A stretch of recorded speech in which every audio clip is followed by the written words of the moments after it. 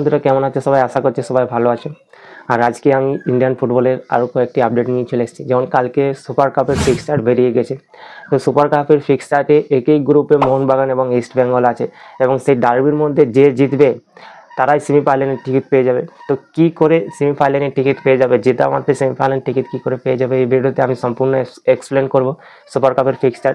Plus কালকে আন্ডার-17 ছেলেরা নেপালকে 3-0 গোলে হারিয়ে দেয় সাফ চ্যাম্পিয়নশিপে। আন্ডার-17 সাফ চ্যাম্পিয়নশিপে নেপালকে 3-0 গোলে হারিয়ে দেয়। তো প্লাস আইএফএস এর শিল্ড নিয়ে মানে টিমে সংশয় রয়ে গেছে। আইএফএস শিল্ড 3 ক্লাব, কলকাতার 3 প্রধান ক্লাব খেলবে না বলছে আইএফএস শিল্ড। তো আইএফএস শিল্ড কারা খেলবে এখন সেই 3 ক্লাব কে খেলবে না বলছে আইএফএস শিল্ড। তো এই ভিডিওতে আমি সম্পূর্ণ আলোচনা করব। তার আগে আমার চ্যানেলে যদি কেউ নতুন এসে থাকো, চ্যানেলটি সাবস্ক্রাইব করে নাও, কারণ এখানে তোমরা Indian football related video daily update পেতে থাকবে। তো প্লিজ সবাই চ্যানেলটি সাবস্ক্রাইব করে নাও, আর পাশে থাকা বেল আইকনটি প্রেস করে নোটিফিকেশন অল করে রাখো, কারণ যখনই আমি ভিডিও আপলোড করব সবার আগে তোমাদের কাছে পৌঁছে যাবে।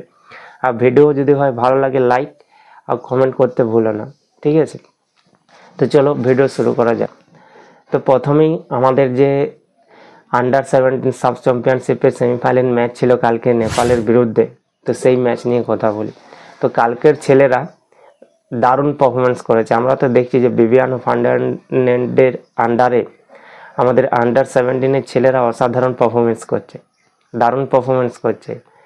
পাকিস্তানকে 3-2 গোলে হারিয়েছে আমরা দেখেছি। প্লাস কালকে যে সেমিফাইনাল ম্যাচ ছিল নেপালের বিরুদ্ধে, নেপালকে 3-0 গোলে হারিয়ে দেয়। আর আমাদের ছেলেরা অসাধারণ পারফরমেন্স করে হয়, অসাধারণ। কালকের খেলা দেখছিলাম, তো ছেলেদের খেলা দেখে দারুণ ট্যালেন্টেড প্লেয়ার আছে।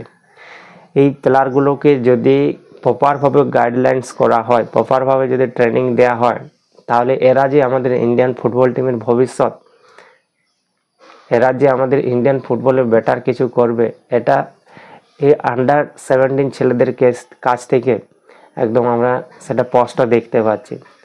তো কালকে নেপালের বিরুদ্ধে দারুণ পারফরমেন্স করে 3-0 গোলে ম্যাচটি উইন হয়, যেখানে সেকেন্ড হাফে 3টি গোল করে।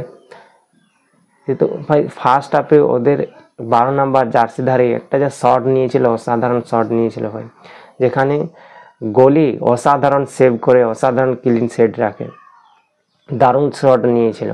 তারপরে সেকেন্ড হাফে 60 মিনিটের মাথায় প্রথম গোল করে আমাদের ইন্ডিয়ান আন্ডার-17 ছেলেরা। তারপর 80 মিনিটের মাথায় প্লাস 90 প্লাস 4 মিনিটের মাথায় গোল করে আমাদের আন্ডার-17 ছেলেরা, এবং 3-0 গোলে ম্যাচটি উইন হয়ে নেয়। যে আন্ডার-17 সাব চ্যাম্পিয়নশিপের সেমিফাইনাল ম্যাচ ছিল নেপালের বিরুদ্ধে, তো সেই নেপালের বিরুদ্ধে 3-0 গোলে ম্যাচটি উইন হয়ে তারা ফাইনালে পৌঁছে যায়। প্লাস আইপিএল শিল্ড 3 ক্লাব খেলছে না, কলকাতার 3 প্রধান ক্লাব খেলছে না, মোহনবাগান, মোহামেডান এফসি এবং ডায়মন্ড হারবার এফসি।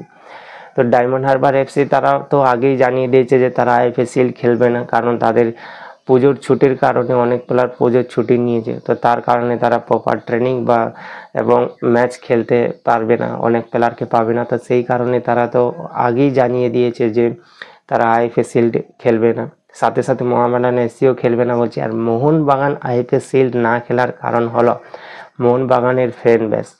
ইয়েস, মোহনবাগানের ফ্যান বেস। কারণ মোহনবাগানের যে ক্লাব ম্যানেজমেন্ট আছে তারা চাইছিল যে আইপিএল শিল্ড খেলবে, কিন্তু তাদের যে 1 নম্বর টিম আছে সেই 1 নম্বর টিম তারা খেলাতে চাইছিল না। যে রিজার্ভ টিম আছে সেই রিজার্ভ টিমকে আইপিএল শিল্ড খেলাতে চাইছিল।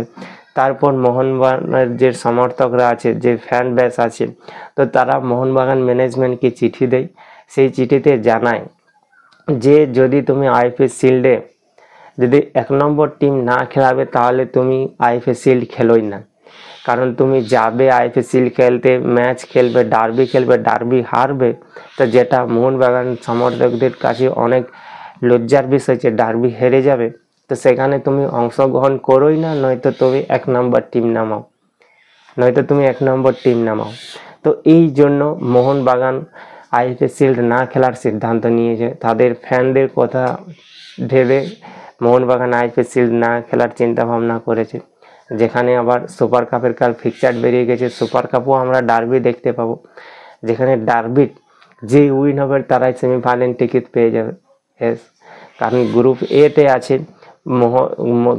এতে আছে মোহনবাগান আর East Bengal, plus Chennaiyin FC এবং রিয়েল কাশ্মীর আছে গ্রুপ এতে।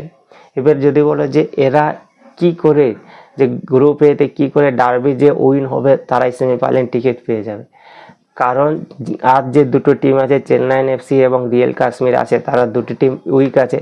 তো এই দুটি টিমের বিরুদ্ধে যে মোহনবাগানও জিতবে এবং ইস্ট বেঙ্গলও জিতবে, এটা কনফার্ম যে চেন্নাইন এফসির বিরুদ্ধে মোহনবাগান জিতবে, ইস্ট বেঙ্গল জিতবে। আবার রিয়েল কাশ্মীর হচ্ছে আই লিগের টিম, তো তাদের কাছে অনেক অভিজ্ঞতার কমতি থাকবে।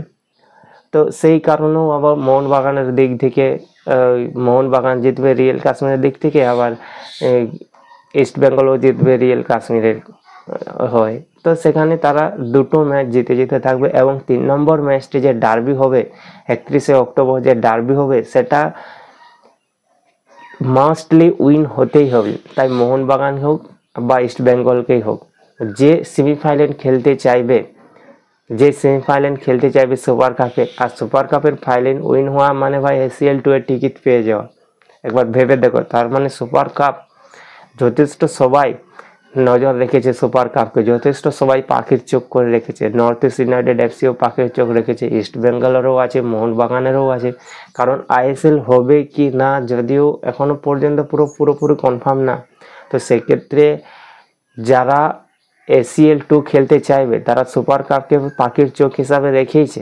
আমরা দেখেছি নর্থ ইস্ট ইউনাইটেড এফসি তারা প্রিপারেশন নিচ্ছে সুপার কাপে ভালো রেজাল্ট করার জন্য, বেটার রেজাল্ট করার জন্য এবং সুপার কাপ উইন হওয়ার জন্য তারা বেটার পারফরমেন্স করছে, কারণ তারাও ACL 2 খেলতে চাইছে। তো এই কারণে যে ডার্বি যদি উইন হয় তাহলেই তারা সেমিফাইনালের টিকিট পেয়ে যাবে। তো গ্রুপ এতে আছে এবং গ্রুপ বিতে আছে FC Goa, Jamshedpur FC, north east United FC এবং ইন্টার কাশি, এরা গ্রুপ বিতে আছে। এবং গ্রুপ সিতে আছে Bengaluru FC, Punjab FC, Mohammedan SC এবং গোকুলম কেরালা FC। এবং গ্রুপ ডিতে আছে Kerala bastard, Mumbai city FC, Rajasthan United FC এবং হায়দ্রাবাদ FC, এরা গ্রুপ ডিতে আছে।